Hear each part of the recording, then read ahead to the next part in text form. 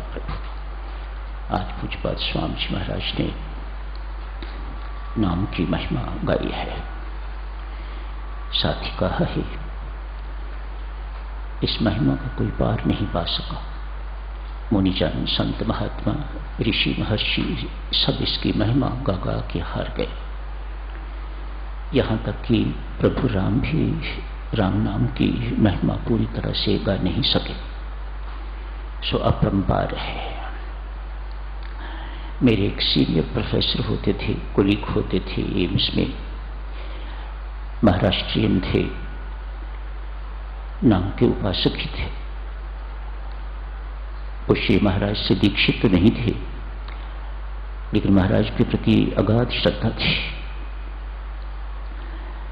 प्राय कहा करते, कलयुग में यदि कोई मुख राम राम जपता है तो ये नाम की महिमा क्या कम है। कितने थोड़े से शब्दों में कितनी बड़ी बात उन्होंने कही थी। कलयुग में यदि कोई मुख राम राम जपता है तो ये इससे बढ़ के नाम की महिमा और क्या हो सकती है। ये नाम का प्रताप है, राम का प्रभाव है कि इस मुख से ये मांस का लोथड़ा जिह्वा राम राम राम राम राम राम राम बोलता है। मानो जन्म जन्मांतर का अभ्यास जिसे निंदा चुगली करने का है, कटु शब्द बोलने का अभ्यास है, क्रोधी शब्द, अभिमानी शब्द जिसे बोलने का अभ्यास है, उस मांस के लोथड़े से राम राम राम राम शब्द उच्चारण करवा देना, ये नाम का प्रताप नहीं है तो और क्या है। इससे बड़ी नाम की महिमा और क्या हो सकती है। आज के युग में देवियों सज्जनों, राम नाम जपना बहुत कठिन बात है। सबसे बड़ा विरोधी तो कलयुग ही है, लेकिन घबराता है इस राम नाम से। कलयुग भी घबराता है। अतएव हमारे लिए परमेश्वर की कृपा से, नाम के प्रताप से, नाम के प्रभाव से सब कुछ सहज हो जाता है, हो गया हुआ है। नाम साधकजनों जब हम जपते हैं, इसकी महिमा कौन समझ सकेगा, कौन जान सकेगा? वही जो प्रभु प्रेम में डुबकी लगा चुका है। नाम जपना और बात है, नाम की महिमा को जानना और बात है। ये बहुत ऊंची बात है। नाम के प्रताप को समझना और फिर उस पर विश्वास करना, फिर उसके अनुसार चलना बहुत कठिन बात है, लेकिन ये उसे ही उपलब्ध होता है ये सब कुछ जो प्रभु प्रेम में डुबकी लगा चुका है। मीरा ने लगाई डुबकी, ध्रुव प्रहलाद ने लगाई डुबकी, तो मीरा गाती फिरती है, पायो जी मैंने राम रतन धन पाई। महिमा को जान लिया, कीमत को जान लिया। हम तो ऐसा नहीं गाते, हम तो सुनी सुनाई बातें करते हैं, लेकिन मीरा का तो निजी अनुभव है। पायो जी मैंने राम रतन, वह इसकी कीमत को जान के तो गा रही है, ऐसे नहीं। वस्तु अमोलक दी मेरे सतगुरु, कृपा कर अपनायो। कैसे सुंदर शब्द, ये अनुभव भरे शब्द हैं। ये सुने सुनाई शब्द नहीं है जैसे हम गाते हैं। मीरा के शब्द सुने सुनाई शब्द नहीं है, जो उसके अनुभव में आया वह उसने गाया, वह उसने कहा। राम नाम की महिमा साधकजनों जितनी भी कही जाए बहुत कम है, अधूरी ही रहेगी। एक बात पर ध्यान दीजिएगा, यदि राम नाम ने आपके व्यक्तित्व को गढ़ा नहीं है, गढ़ना, शेप देना, आपके व्यक्तित्व को बदला नहीं है साधकजनों, तो आपको समझना चाहिए कि आप मशीन की तरह कमाई तो इकट्ठी कर रहे हैं, लेकिन उस कमाई को आपने कहीं प्रयोग नहीं किया। उदाहरण क्या देखिएगा, बिजनेस वाले बैठे हुए हैं, नौकरी वाले भी यहां बैठे हुए हैं। 1 महीने के बाद सैलरी मिलती है, बैंक में जमा हो जाती है। इंडस्ट्रियलिस्ट बैठे हैं, फैक्ट्रीज के मालिक यहाँ बैठे हुए हैं, बहुत अच्छे अच्छे व्यवसायी यहाँ बैठे हुए हैं, प्राय पैसा जमा करवाते रहते हैं। मैं उनकी बात नहीं कर रहा, एक साधारण बात इस तथ्य को समझने के लिए। पैसा जिसका जमा हो गया बैंक में, वह लखपति करोड़पति तो बन गया। यदि उस पैसे को वह देवी निकलवा के अन्न चावल दाल खरीदने के लिए प्रयोग नहीं करता तो भूखा रहेगा। यही हालत साधुजनों हमारे साथ है। हम कमाई तो कर रहे हैं, माला तो हम घुमा रहे हैं, हमारा अकाउंट बढ़ रहा है, हम लखपति बन रहे हैं, हम संसार की दृष्टि में, अपनी दृष्टि में, परमात्मा के बैंक की दृष्टि में लखपति करोड़पति हैं, लेकिन हैं कंगाल के कंगाल। क्यों? हमने उस नाम से कोई लाभ नहीं लिया, हमने उस पूंजी से कुछ लाभ नहीं लिया। देखो, उस पूंजी से कामनाओं की शून्यता हुई है कि नहीं हुई? कामनाओं को कम आपने किया है कि नहीं किया? Utilise that money for that purpose, big purpose. विकार मेरे अंदर से खत्म हुए कि नहीं हुए? मेरा आचरण, मेरा स्वभाव बदला है कि नहीं बदला? Utilise that money for that big purpose. छोटे छोटे कामों के लिए यदि आप उसको प्रयोग कर देते हैं तो कमाई तो लुट रही है, लेकिन असली काम जो व्यक्तित्व को गढ़ना चाहिए, नाम को, वह गढ़ नहीं पा रहा, वह हमारा व्यक्तित्व बदल नहीं रहा। इसीलिए साधकजनों उदास है, इसीलिए जिंदगी में अभाव महसूस होता है, इसीलिए जिंदगी में कमियां महसूस होती हैं। क्यों? जो होना चाहिए था वह अभी तक हुआ ही नहीं। व्यक्तित्व जो गढ़ना चाहिए, पर्सनैलिटी जो आपकी शेप लेनी चाहिए नाम के उपासना करने के बाद, वह अभी तक उपलब्ध नहीं हुई। हमारा बैंक में अकाउंट तो बढ़ रहा है, हम संसार की दृष्टि में लखपति हैं, करोड़पति हैं, अरबपति हैं शायद, लेकिन स्वयं कंगाल। आपका पैसा करोड़ों की राशि में बैंक में जमा है। यदि आपने उस पैसे को निकाल के तो एक मकान नहीं बनाया तो आपको कहीं बाहर ही रहना पड़ेगा, सिर ढकने के लिए कुछ भी नहीं आपके पास। आपने उस पैसे का सदुपयोग नहीं किया, उस पैसे का जो प्रयोग करना चाहिए, उस कमाई का जो प्रयोग करना चाहिए वह नहीं किया। संकेत दिए हैं, आप सब बहुत अच्छी तरह से इन सब बातों को जानते हो। तुलसीदास नाम निरूपण कहते हैं, जतन करो नाम निरूपण। आपने नाम को कैश नहीं किया, कैश्ड। आपने पूंजी तो इकट्ठी करी है, लेकिन आपने उसे कैश नहीं किया। जब कैश नहीं किया साधकजनों, तो हम कंगाल के कंगाल ही रहेंगे, होमलेस। ना हमारा घर है, ना हमारे पास कुछ खाने को है, ना हमारे पास कुछ पहनने को है, येट वी आर लखपति करोड़पति। पैसा तो हमारा इकट्ठा हुआ है।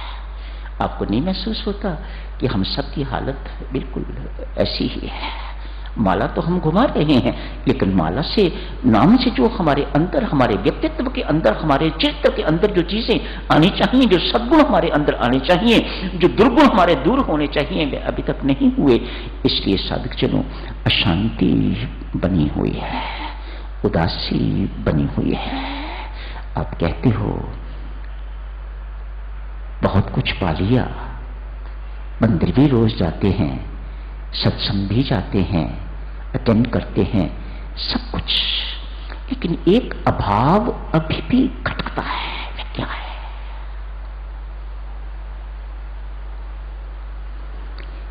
आगे बढ़ते हैं साधकजनों, जारी रखेंगे इस चर्चा को। कल भी सिमरन शुरू हो जाएगा, नाम का सिमरन, नामे का सिमरन, यही करना है। सो यही प्रसंग कल भी जारी रहेगा। आज साधकजनों, एक संत महात्मा के पास कलयुग ब्राह्मण का रूप धारण करके आ गए हैं। राज्य है उनका, मालिक हैं, साम्राज्य अपनी चला सकते हैं और अपनी चला रहे हैं। जिसका राज्य होता है उसी की चलती है। देश में भी देखो, कांग्रेस का राज्य तो कांग्रेस बीजेपी का राज तो वह अपने अनुसार सारे देश को चला दिया। कलयुग का राज तो फिर कलयुग अपने अनुसार हम सबको चला रहा है। कलयुग का एक मुख्य काम परमात्मा की ओर बढ़ने वालों के सामने असंख्य बाधाएं प्रस्तुत करनी, ताकि वह परमात्मा की ओर न बढ़ सके।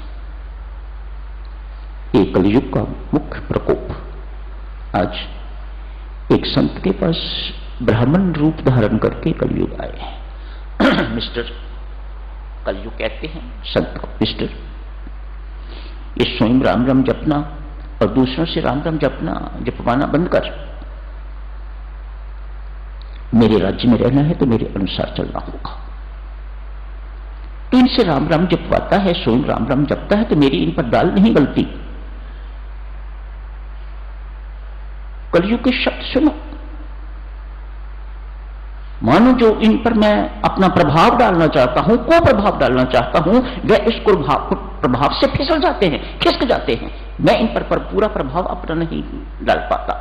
मानो इस नाम से कलयुग भी घबराता है, डरता है। कैसे भाग्यवान हैं हम सब, कैसी कृपा है स्वामी जी महाराज की हम पर, जिनसे हम नाम जापक हैं, नाम जपते हैं हम। कलयुग नाम से जपता है तो मानो हमसे डरता है, इतनी आसानी से हमें हाथ नहीं डालता। लेकिन फिर भी राज्य उसका है, डालता तो है, वह बलवान है। आप स्वयं राम राम जपना बंद करो और उनसे राम राम जपवाना बंद करो।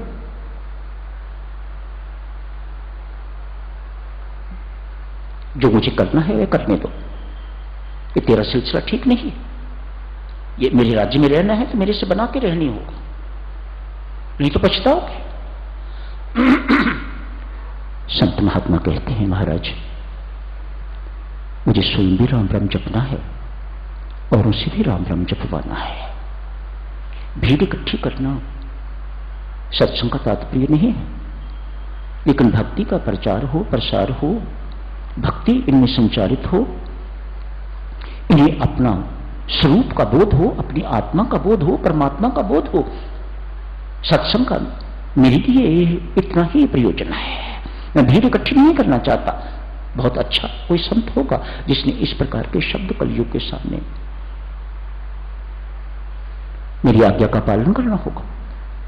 कलयुग कहता है अब आज्ञा बड़ी महंगी पड़ेगी। इस वक्त मेरा राज्य है।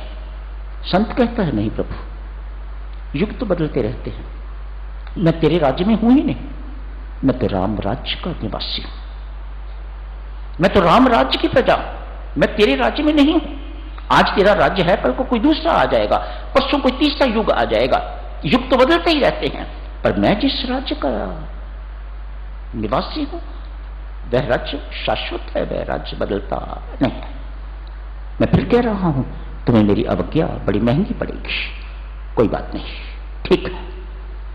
कलयुग चला गया है। संत महात्मा अपने आश्रम में, यूं समझिएगा कि ऐसे ही सत्संग लगा हुआ है, सत्संग हो रहा है, भगवत चर्चा हो रही है।